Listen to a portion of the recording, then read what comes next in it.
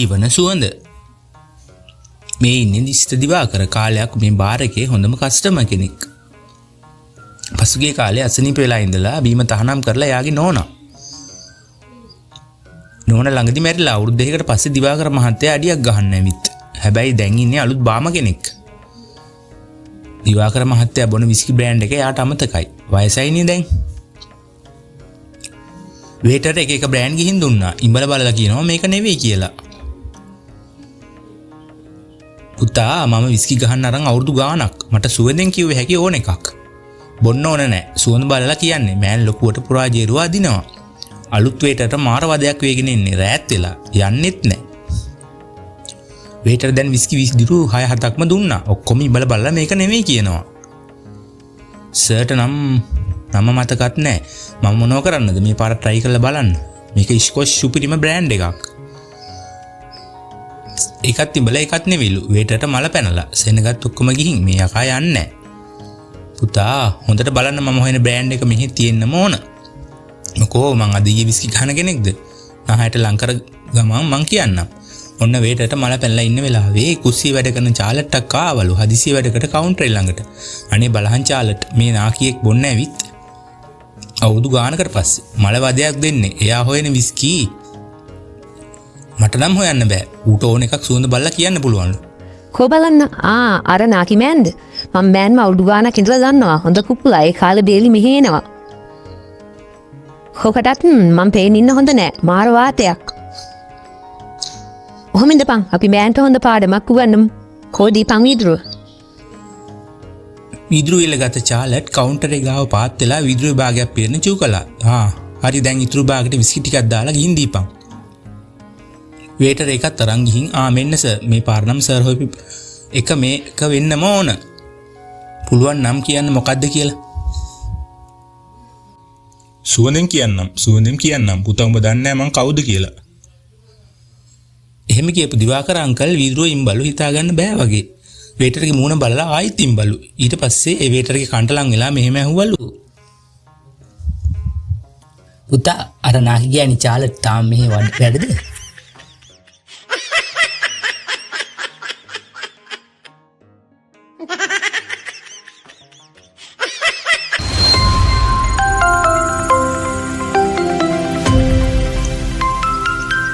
පනස්හය කිරි එක මේ ඉන්නේ වනිග බදු නෝනා. එයාට අවුමට ගිහින් පරණ කාර් එකේ ඒක කැඩිලා වස චාටර් එකක් වෙලා. තද අවුවේ මහන්සි වෙලා මේ දැන් ගෙදර ඇවිත්. හොඳටම තිබහයි ඇවිත් සැටි වාඩි වුණා. අලුත් වැඩකාරයා කිරි එකක් මේසෙ උඩ තියලා. මේ වැඩකාරයා නම් වැඩක් නැහැ. කිසි වැඩක් තේරෙන්නේ නැහැ. හරිම ස්ලෝ. ඌ කතා කරලා ඉවර වෙනකොට කෝච්චිය ගිහින් අද කාලේ අඩුපඩියට හොයන්නත් අමාරුයි. ඒ වුණාට නෝනාට සතුටුයි. මහන්සියලා එනකොටම කිරි එකක් හදලා තියෙනවා දැකලා. නෝනා කිරි එක අරන් බොන්න ගන්නකොටම මෙන්න පොර ආවා. නෝනා මොකද බං ඇඹරෙන්නේ? මං කියලා ගියේ වැඩ ටික කරාද? අනේ නෝනා මේ කියපම් බං දෙපර බාන්න තු එකපාර. මුකෝ අනේ නෝනා ටොමීට ගෙනාපු කිරියකට අවු ඉතින් ඒකට මොකද වෙලා තිබ්බේ? ඒකේ හුණෙක් වැටලා හිටියා නෝනා. ඉතින් බේක ටොමීට දුන්නාද? මම හුණා විසි කරලා පූසට දෙන්න මේසෙ උඩින් තිබ්බම ඇසිලින් ඒක අරගෙන දන්නේ නැතුව ටොමීට දීලා. අයියෝ උඹලා ඉතින් ටොමී එක බිව්වද? ටොමී තලු ගහලා ටිකයි බීලා තියෙන්නේ. ඌට වෙනස තේරෙන්නේ නැති චික් විතරක්. ඊට පස්සේ ඒක අර නාටු කළු පූසට දුන්නා. ඌ ටිකක් බීලා අතෑරියා. ඉතින් යපෝ තොපි දැනගන්න එපා. සතෙක්වත් බොනවද මල ජරාව? මාර වැඩේ උනේ ලොකු නෝනා. ඊට පස්සේ දැන් ඒක කියලත් වැඩක් නෑ. කියපන් වැඩක් නෑ නෝනා. කියපන් ඊට පස්සේ ඒ කිරේකට මොකද කළේ? කියපන් යහෝ මොකද කළේ? මං ඒක විසි කරන්න හිතාගෙන ඔතන මේසෙ උඩ තිබ්බා. ඔව් ඉතින් කෝ ඒක? ඒක තමයි නෝනා ඔය බිව්වේ.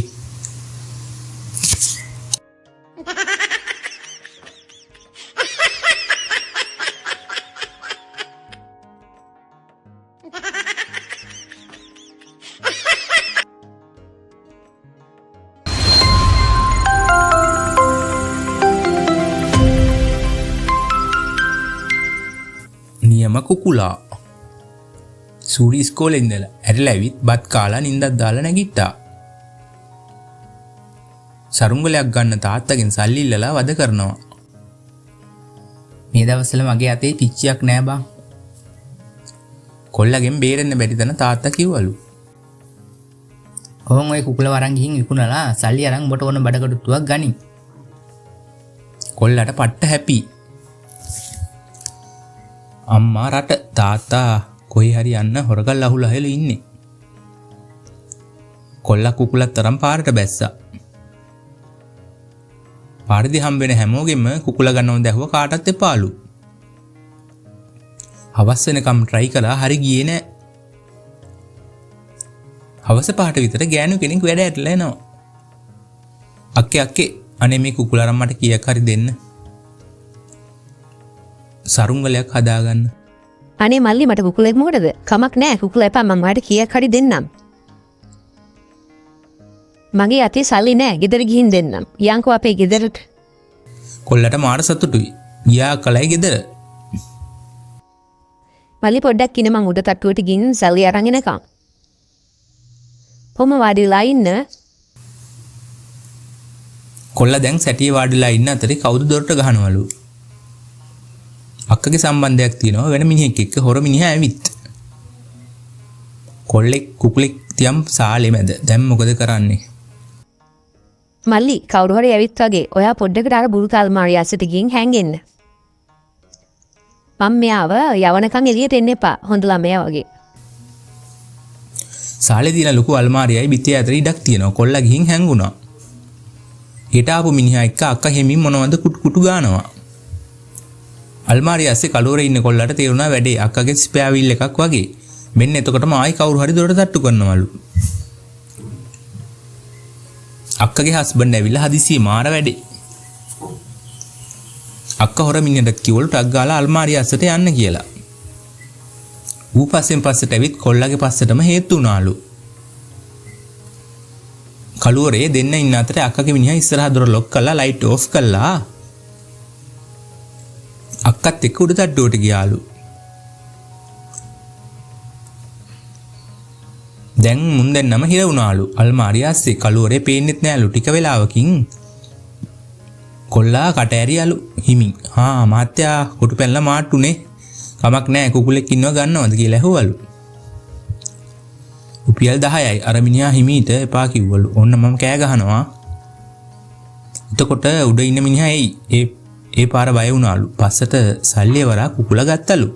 විනාඩි 10කින් විතර කොල්ලා කියනවලු මහත්තයා මගේ කුකුල මට ඕන. නැත්තම් මං කෑ ගහනවා.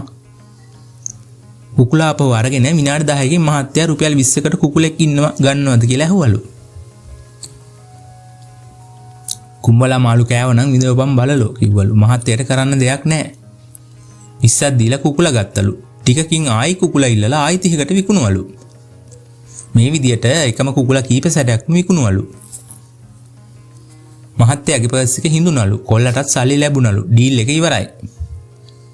එළියට එන්නත් බෑ. කොල්ලට අල්මාරිය අස්සෙම නිින්ද ගියාලු. උදේ ඇහැටලා බලනකොට ළඟ හිටිය මහත්තයාත් නැහැලු. අක්කගේ මිනිහත් ගිහින් වගේ. ඉස්සරහා දොරත් ඇරලා දාලලු. කොල්ලත් ටක් ගාලා නැගිටලා පාරට බැහැලා ගෙදර ආවලු. දැන් සල්ලි තියෙනවා කුකුලගෙන් වැඩක් නැහැ. කුකුලා ආයි තාත්තටම දෙනවා කියලා හිතලා ගෙට ගියාලු. තාත්තා ඉන්නවලු ඇඳේ නිදාගෙන. තාත්තේ මම සල්ලි හොයාගත්තා. මෙන්න කුකුලා මට එපා. අරන් ඵලයන් ඔය කාලකන්ණි කුකුලා අහකට මට උකුම් පේන්න බෑ. ඔය කුකුලෙක් නිසා තමයි ඊයේ රෑ එකෙක් මගේ අතේ තිබුණු සල්ලි ටිකට ඇරියේ.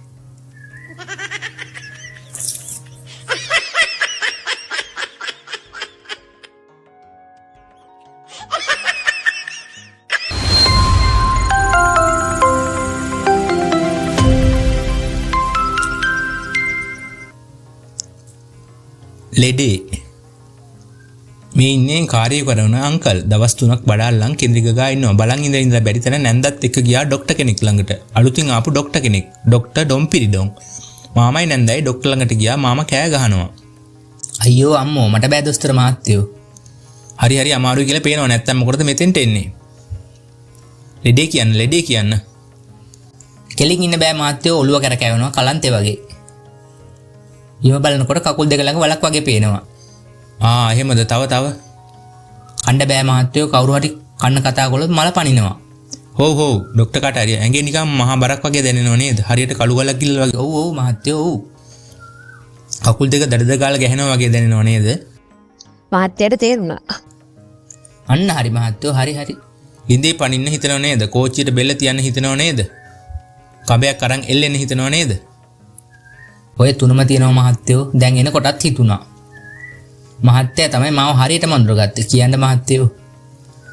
මොනවද මේකට කරන්න ඕන? නෑ ඕයි මටත් තියෙන ඔය ලෙඩේමයි.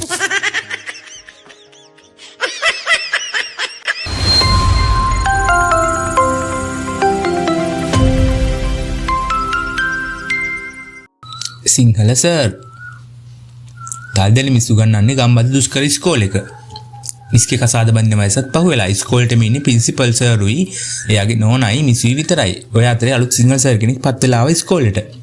එක දවසක් ගියාට පස්සේ ළමයින්ට එක දවසේ ට්‍රිප් එකකට යන්න දෙන්න කතා වුණා. ට්‍රිප් එක දාගත්තේ සීගිරිය අනුරාධපුරේ. ප්‍රින්සිපල්ට අසනීප වෙලා. ඒ දෙන්න ආවෙත් නැහැ. හේන් වැඩ නිසා දෙමාපියන්ගේ උනන්දුවක් නැහැ ට්‍රිප් යන්න. අන්තිමට සිංහල සර් එක මිස් විතරයි ඉතුරුනේ.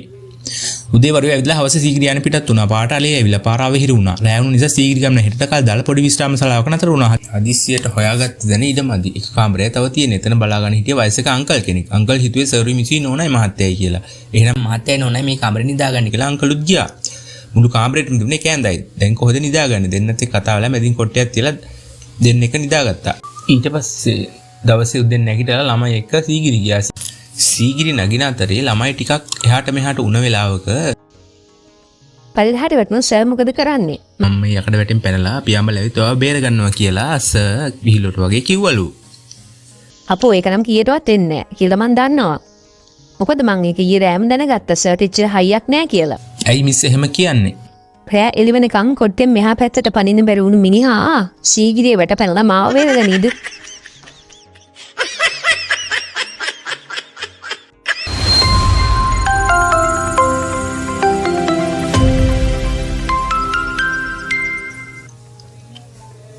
V83 අයිවන් අංකල් ජීවිතේ වැඩි කාලයක් හිටියේ පිටරට. එක ජොබ් කළා. හොඳට හම්බ කළා. නෝනා ලෙඩ ඇඳට වැටුණු නිසා ආයි යන්නේ නැලු. මේ පාර නෝනට සත්කාර කරන්න නතර වුණා. අන්තිමයි වගේ නෝනට. නෝනා කියවන්න ගත්තා. අනේ අයිවන් ඔයා පිටරට ඉන්න කාලේ මගේ අතින් ගොඩක් වැරදි සිද්ධ වුණා. මට එක මිනිස්සු එක්ක සම්බන්ධ ගන්න තිබුණා. මට සමා වෙන්න. මට ඕනේ ඒවා ඔක්කොම කියලා මගේ හිත නිදහස් කරගන්න. අයියෝ රීටා අපි ඔක්කොම මිනිස්සු. අපි අතින් ඕන තරම් වැරදි වෙනවා. දැන් ඕවා හිතන්න එපා. එහෙම බෑ අයිවන් මට ඒවා ඔයාට කියන්න ඕන. ඔය ඇඳයට ඇති ලී පෙට්ටියක් ඒක අරන් ඇවිත් අරින්න එක. අංකල් පෙට්ටිය ගෙනල්ලා ඇරියා. පෙට්ටිය ඇතුලේ V83ක්. සල්ලි මිටි ගොඩාක් තියෙනවා. අයිවන් මම යාට ද්‍රෝහ වුණා. මම පිරිමෙක් එක්ක සම්බන්ධකමක් ඉවරුණු ගමම V83ක් ඔය පෙට්ටියට දැම්මා. ඔය තියෙන්නේ ඒ V83. අයිවන් අංකල්ට මාර සතුටු වෙනවා. ඊටත් කරපු දේවල් හැටියට ඔයා කොච්චර හොඳද රීටා? මම ඔයාට සමාව දෙනවා. එතකොට මේ පෙට්ටියේ තියෙන සල්ලි ගොඩ මොනවද? ඔය V83 ඔයා රටින් ඉඳලා එන කලින් දවස් දාපු V83. මං ඇහුවේ මේ සල්ලි ටික මොනවද? ඔය පෙට්ටියේ V පිරුනම මාසයක් විතර ගියාම මම V ටික විකුණා. ඒ විදිහට පහුගිය අවුරුද්දේ V විකුණපු සල්ලි තමයි ඔය තියෙන්නේ. බැංකු පොතේ ලොකු ගාණක් දාලා ඇති.